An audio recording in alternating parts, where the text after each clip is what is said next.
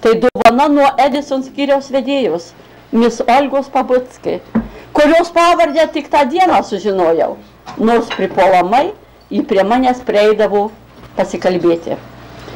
Mano viršininkė negrė, Rebecca Flowers, atsiuntė man dėžę šokoladų ir atvirutę. Su ją turėjau iš pradžių šiek tiek ginčų, nes ji buvo dar nauja savo pareigose ir daug turėjau ko išmokti. Pirma pati. Tačiau patyriau, kad ji turėjo paprastai gerą būdą ir santykiai pagerėjo.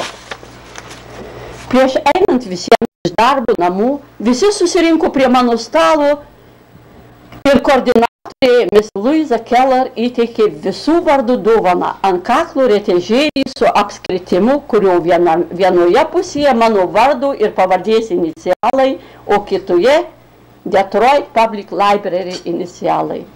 Visi tarnautojai vėl prašė pakartoti mano žodžius pasakytus per pietų vaišes, kad koordinatoriai girdėtų, nes ji nedalyvavo. Čia to jau greitai susiorientuoti reikėjo ir jai kokį komplimentą pridėti. Pakartojau sakytus žodžius ir pridėjau, kad mūsų koordinatorė yra padariusi viską, kad mums čia būtų malonu ir jauku dirbti. Visi buvo vėl patenkinti. Girdėjau daug gerų komplimentų darbo metu ir paskutinę dieną stebėjusi mano populiarumu, jie ir aš pati to nežinojau.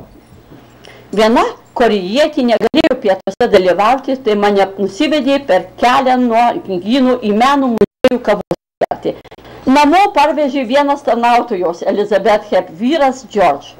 Tokiu būdu sunkus paskutinis rugsėjo penktadienis atrodė jau baigtas, nes buvau namie ir anksti nuėjau pasilsėti, nors negalėjau užmigti. Tai buvo 10 nakties.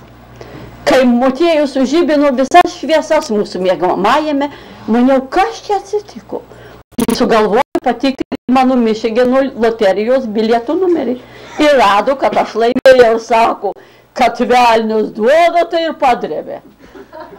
Tokiu būdu su 25 $5 laimėjimu pasibaigė mano paskutinis darbo penktadienis.